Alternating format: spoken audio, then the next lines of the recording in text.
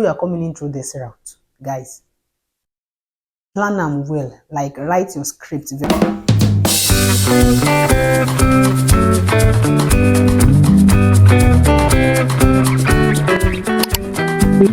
Hi guys, Flaky here and you are welcome back to the channel. As usual, it is a pleasure to be showing on your screen again. It's a pleasure to pop up on your screen again this week in this new video. To my old subscribers, thank you guys for always coming back to watch my videos. And to the new ones, if you are just checking in for the first time or you're just coming across any of my video for the first time, I urge you to join the family and I hope you will find it informative and interesting here. So today, let's talk about transitioning from visit visa to asylum, like seeking asylum towards getting permanent residency. You understand the gist, the route from visit not to work, but from visit to seeking asylum to getting a permanent residence eventually. You guys must have seen the news of MDTMU. I wanted to believe that was just a rumor actually. Although in every rumor, there is an iota of truth. In every rumor, there's an iota of truth. So it's a rumor, but if nothing has happened, we wouldn't hear anything about it. I don't have the full gist yet, but I wanted to believe it's something that has to do with what I'm going to say today. And I believe the same applies everywhere, anywhere, all over the world. The moment you claim asylum, there are some certain things you are not expected, you are not even not expected, you're not permitted to do.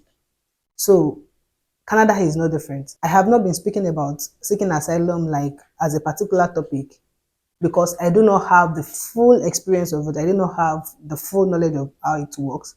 But then the little I know about asylum seeking is you basically coming to another country, telling them that something is happening back home, seeking a refuge. It's like you're forsaking where you're coming from. So do not forget, because I know majority of people that come in with visitor visa into this Canada, not only Nigerian, because Nigerian is not even up to like 30% of people that are seeking refugee. Aside from the countries that are facing war, the countries that are like Ukraine and all those like Haiti, like other countries that are actually going through some tough war, that they are passing through some difficult time, the government actually creates a space for them to actually come in. So they can call those own refugees because there is actually a war back home in their country and they need a place to seek refuge. That is why it is called a refugee. People call it asylum seeking. It is called refugee slash asylum seeking. I don't really know the difference, but it's the same thing. It's the same thing. So you are seeking refuge from a war or from a arm, that something is going to arm you back home. I believe this was the same thing that this guy MD Temiyu, according to what I have read online, this was the same thing he did in the UK. Remember that post he made, like just remember that post about Nigerian students and UK schools and stuff that he made with BBC, the news he granted. It is the BBC or CNN. I really can't remember. With that BBC or CNN, that news that he granted back then, you know, he used that opportunity to claim asylum. Not me saying it as if I knew what happened, but that was what I learned. Because actually people were like, don't come home, don't even bother, because people were waiting for him. If you come, we'll do this.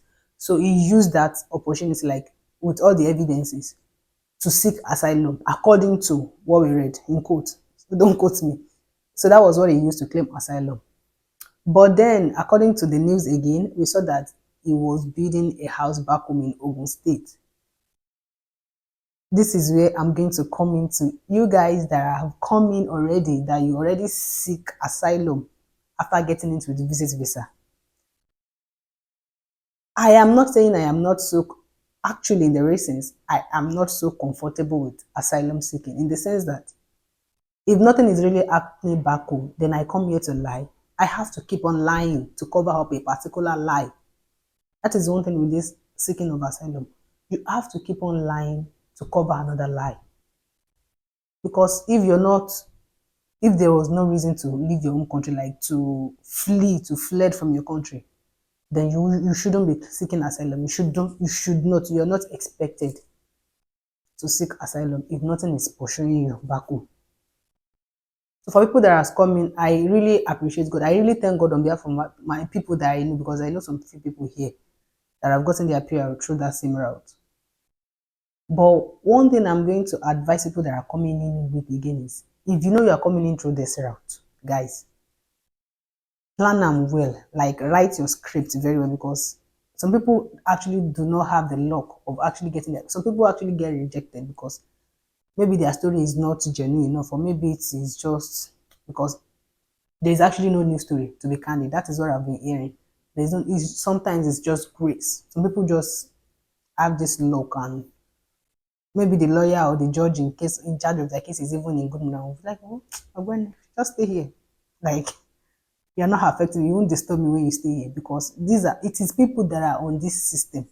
People are the ones that are deciding these cases. So it is not some superpowers, but it's not something that is hidden.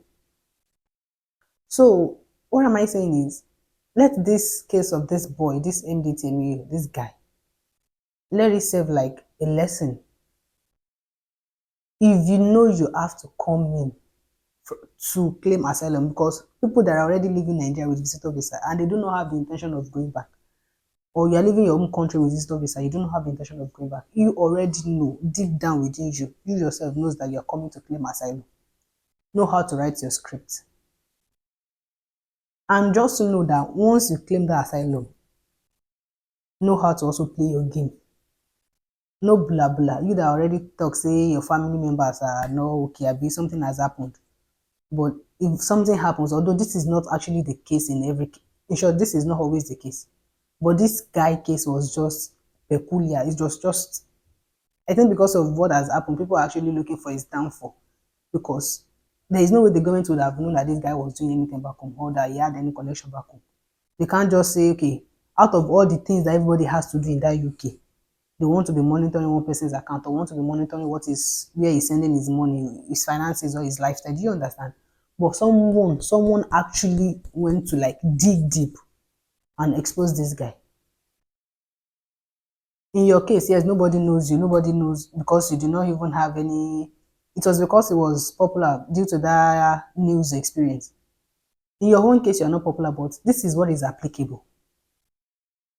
You have to be very, very careful. It is applicable. If you claim to come here and say you have something is chasing you back home, or you've already come here to claim asylum, guys, babes, you have nothing to do back home. It's like you are renouncing your country, you are renouncing wherever you come from. That okay, here I am, because if they eventually grant you the permanent residency on a normal day, I don't think you're even supposed to be able to go, because that home that something is chasing you from, what are you going back there to go and do? And let me tell you one thing, here, right here in Canada, where I am, I actually had the story. I've had the story of somebody that got PR through this asylum seeking, and maybe the person has forgotten all the kind of stories she told before getting the PR. After getting the PR, now travels back home. And not just travel back home like once, like travel frequently on every slight opportunity, at every slight opportunity like this, the person travels home. Just remember that after getting PR, it doesn't end there. Even they can renounce your permanent residency this thing. It's not like they've given you the full right that nothing can be done again. You've not become their citizen. No. They still have the right to revoke that stuff. And when this person was about to like go for their their citizenship stuff also, they track all uh itinerary. All Shebi said you are here because something happened.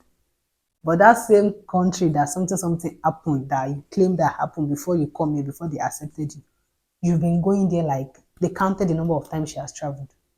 And do not let it shock you that some people are actually here with that asylum stuff, and after getting their PR, when they are going home, they cannot even travel, like they can't travel freely. They either, yeah, let me not say that one. They can't travel freely. So they have a way of dodging. They can't just go home like freely. They can't do things freely because they have to act according to the game, according to the plan of what they've already said. So if you've said that nothing is happening back home, you don't have siblings, all of your family members are dead or something. But later on in the future, when you think you've settled, you have not become a big man or big woman, you now want to invite as a normal permanent, as a PR, normal, if you come in normal, you can invite people over. Your siblings can, because of you, apply for PR also. They can ride on that privilege that you are already here. It gives an additional point. But as an asylum seeker, I don't think you will ever have that privilege to invite for your siblings to become permanent residents because you're already here. I'm not so sure you have that. So if you are planning to come to Canada through visiting visa, to come and claim asylum, know what is at stake, know what you are expected to do, know so that some things you may never be able to do some things freely again. You have to hide to do some things. You will never be able to um publicly state that some people are your relatives or state, because it must depend on whatever it is that you've given when you are coming in. You must continue to build on that information that you give them for them to even allow you to stay in the first place. Please keep this in mind. Keep this in mind. Like I always say, I would never be in a position to judge anybody's decision to come in through a route or the other, because we all know what we are passing through. Whatever route you chose to become a permanent resident in Canada is the best decision you can make for yourself. Maybe that's the best thing you can do for yourself. And it is peculiar to you. You know the reason why you chose that route. I know the reason why I chose my route. So I will never be the one to judge anybody's route, but just know what you're doing so that you don't get caught up and you don't later regret things. You don't have had I known I would have waited, had I known I wouldn't have done this. This is just me giving you a sisterly beloved advice because I love you guys. I don't want you to get into such trap. I do not want to get into such trap. I hope you get a lot of value from this video. Do not forget to share to your loved ones. All of you that have been planning visiting visa is the cheapest route, is the cheapest. You can still come in, claim your asylum, seek your refuge, but just know that these are the things that you have to think about before even giving any statements, because you have to write your story. Know the kind of story you will write. Till I see you again in my next video. I remain your girl Flaky. Ariel. Bye.